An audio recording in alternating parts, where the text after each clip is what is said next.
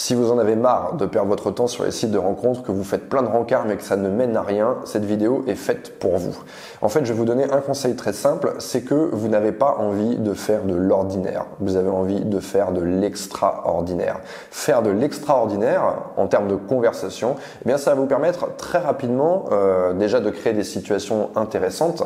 Et aussi bien vous, femmes, que nous, hommes, on a envie de se retrouver dans une conversation qui est intéressante, qui est stimulante, qui est challengeante, où la personne en face va quelque part nous défier, va venir comme ça nous titiller.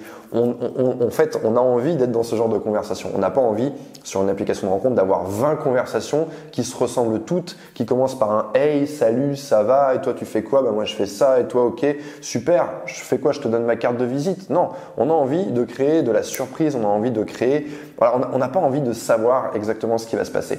Et c'est votre rôle à vous, aussi bien que le rôle de la personne en face. C'est-à-dire que si vous vous retrouvez face à un mec qui va démarrer une discussion sur ce mode « Hey, salut, ça va ?» et que vous sentez que vous allez vous enfermer dans une conversation qui est super chiante, il est peut-être cool ce mec, mais vous n'avez pas envie de faire ça. Et lui non plus n'a pas envie de faire ça.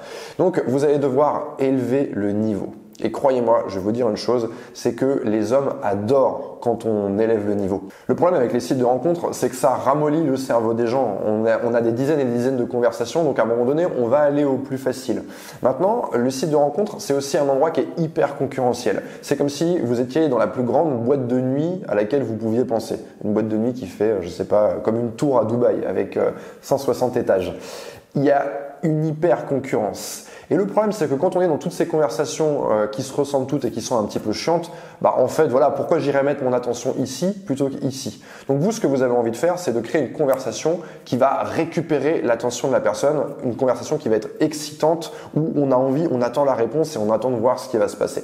C'est ça que vous avez envie de créer. Vous allez me dire pourquoi ce ne sont pas les mecs qui font des super conversations, qui arrivent et qui démontrent tout de suite qu'ils ont leur tchatch? Parce que les hommes sont des créatures feignantes. On est des êtres humains, enfin les hommes et les femmes en général, mais on est des êtres humains, on est des créatures qui sommes feignantes par essence. C'est-à-dire que si moi je sais que je peux avoir à manger dans la petite supérette à 10 mètres d'ici et que ça va être très bon, pourquoi j'irais marcher 30 km dans le désert alors qu'il fait 35 degrés et qu'il n'y a pas une goutte de flotte pour aller chercher de la nourriture? Je vais aller au plus proche en faisant le moins d'efforts possible. Donc la plupart des mecs vont accepter aussi d'avoir une conversation chiante parce qu'ils se disent voilà, je vais peut-être réussir à rencontrer cette femme et à coucher avec elle en fournissant le moins d'efforts possible. Mais il n'empêche que les hommes adorent le challenge, adorent l'excitation. Et vous savez, c'est comme en sport. Vous avez peut-être fait, quand vous étiez au collège ou au lycée, du badminton. Et en cours de sport, ça se passe à peu près toujours de la même façon. On met les terrains par ordre de niveau. Et donc, on fait des matchs. Et donc, le gagnant va monter dans le niveau supérieur et le perdant va descendre au niveau inférieur.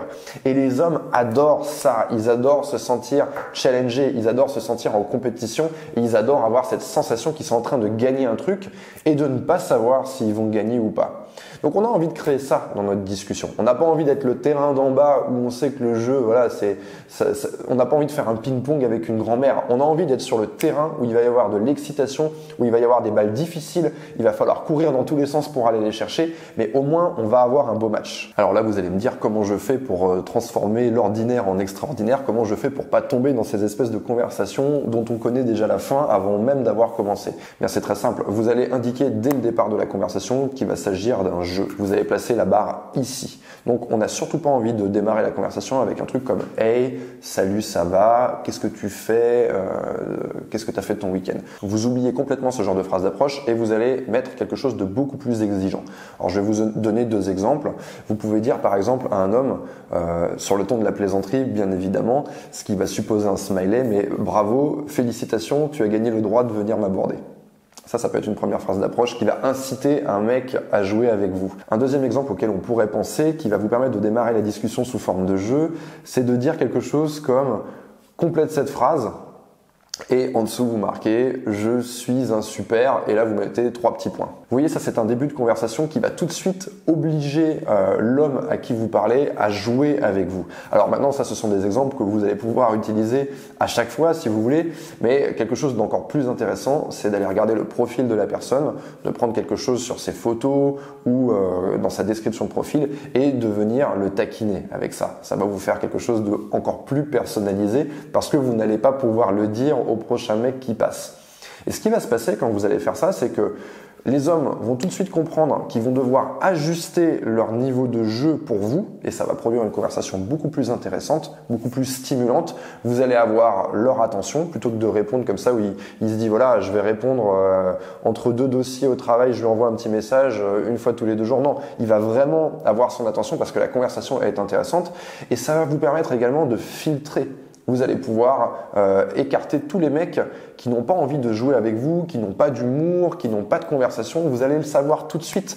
Parce que si, derrière ce genre de truc, le mec essaye de revenir sur une conversation chiante, je pense que vous pouvez immédiatement et sans aucune forme de culpabilité ou sans vous tracasser, vous pouvez lui dire adieu. Parce que s'il n'est pas capable de jouer avec vous dans cette conversation, comment ce mec va-t-il être capable de vous intéresser lors d'un rendez-vous? Ça n'est pas possible.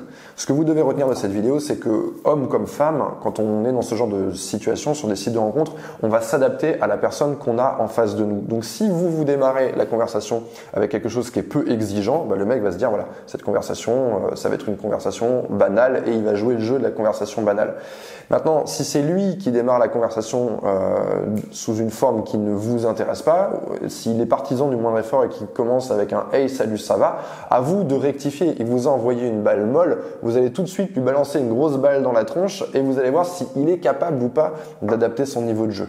En tout cas, ce conseil-là va vous permettre de changer dès le début vos conversations et c'est quelque chose qui est très important parce que quand on a commencé sur une conversation chiante, on ne revient pas dans de l'exceptionnel après. C'est pas possible. Donc on veut démarrer dans de l'exceptionnel. Voilà, je vous invite à essayer. Dites-moi ce que vous en avez pensé en commentaire. Si vous avez d'autres phrases d'approche qui fonctionnent bien pour vous, que vous avez envie de partager avec d'autres femmes, n'hésitez pas à les mettre également dans les commentaires. Et moi je vous dis à bientôt pour une prochaine vidéo.